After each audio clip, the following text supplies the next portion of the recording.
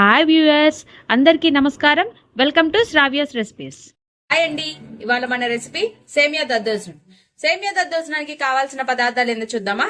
సేమియా, మిరియాల పొడి, మిరియాలు, పచ్చిమిర్చి, తాలింపు గింజలు, ఎండుమిర్చి, పచ్చిపప్పు, కరేపాకు, శనక్కాయ గుళ్ళు, ఇక ఇంగువ. ఇక ప్రాసెస్ స్టార్ట్ చేద్దామండి. ఒక గిన్నెలో వాటర్ తీసుకొని కొంచెం మీద ఆయిల్ పోసుకోండి. ఆయిల్ పోసుకొని అలా పొంగులు రాగానే మనం తీసుకున్న సేమియా వేసుకోవాలండి. మనం తీసుకున్న సేమియా వేసుకోవాలండి.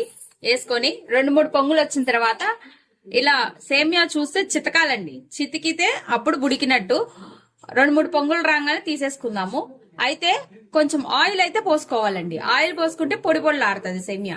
ఇలా చూసారు కదా, ఆయిల్ ఎలా తేలుతుంది, అలా పోసుకోవాలండి. లేకపోతే సేమియా పొడి పొడిలాడదు. దద్దోజనం కాబట్టి ఎంతైనా పొడి పొడిలాడాలి, మొద్దైతే ఉండకూడదు. జస్ట్ ఇలా అయితే ఒకసారి కలిపుకోండి. ఎందుకంటే అడుగున మొత్తం సేమియా వేసేసుకున్నాం కదా, ఒకసారి ఇలా కలిపుకొని 2-3 పొంగులు రాగానే తీసేయచ్చండి. తీసి వడపోసుకోవాలి.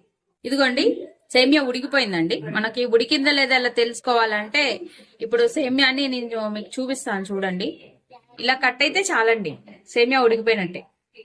ఇక తీసేసి వడపోసుకోవటమేనండి. ఇప్పుడు చూసారు కదా, అట్లా పోసుకున్నాం కదండి. దాన్ని ఎమ్మటే చల్లనీళ్ళు పోసుకోవాలండి. వడపోయింగానే ఇలా చల్లటి నీళ్లు పోసుకోండి, ఎమ్మటే పోసేసుకోవాలండి. లేదంటే మీకు ముద్దగట్టి ఆరిపోతుంది కాబట్టి సేమియా ఎమ్మటే ముద్దగట్టేస్తుందండి. ఇట్లా ఉంచితే పొడి పొడిలాడుతుంది, మంచిగా పొడిపొల్లాడుతుందండి. ఎక్కడ గడ్డ అనేదే రాలేదు, మంచిగా పొడిపొల్లాడుతుంది. ఇట్లా చల్లనీళ్ళు పోసుకుంటే ఎమ్మటే చల్లబడిపోయి చల్లగైపోతుందండి. తాలింపు వేసుకుందామండి. బాండి పెట్టుకొని ఆయిల్ పోసుకోండి. ఆయిల్ పోసుకొని ఆయిల్ వేడెక్కిన తర్వాత తాలింపు గింజలు వేసుకుందాం. ఆయిల్ వేడెక్కిందండి. తాలింపు గింజలు, పచ్చిపప్పు, అలానే కరేపాకు, గోల్డ్ వచ్చేదాకా వేగనివ్వండి.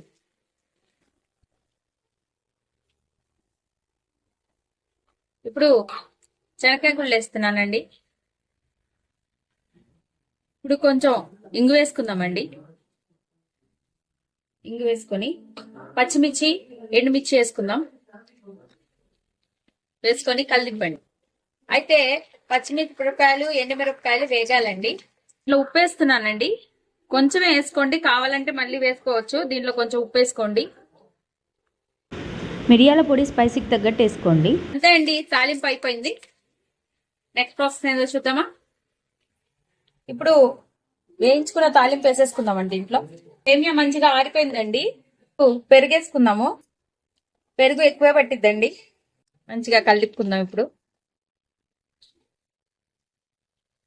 ఎప్పుడైనా మీరు సేమియా తాలింపు వేసుకున్నా కలుపుకోవచ్చు, కానీ పెరుగు మాత్రము మీరు ఖచ్చితంగా తినే ముందే వేసుకోండి. ఎందుకంటే ఎంత పెరుగైనా కూడా అది అబ్జర్వ్ చేసేస్తుంది. ఏవెందో దద్దోజనానికైనా కానివ్వండి, ఇట్లా సేమియా దద్దోజనానికి కానీ, గోధుమ రవ్వ దద్దోజనం కానీ అన్ని కూడా తినే ముందే పెరిగేసుకోవాలండి. అలా ప్రాణం పెరిగేనండి. అయితే వాటర్ కానీ ఏమీ వేయకండి, అచ్చం పెరుగుతోనే కలుపుకోండి.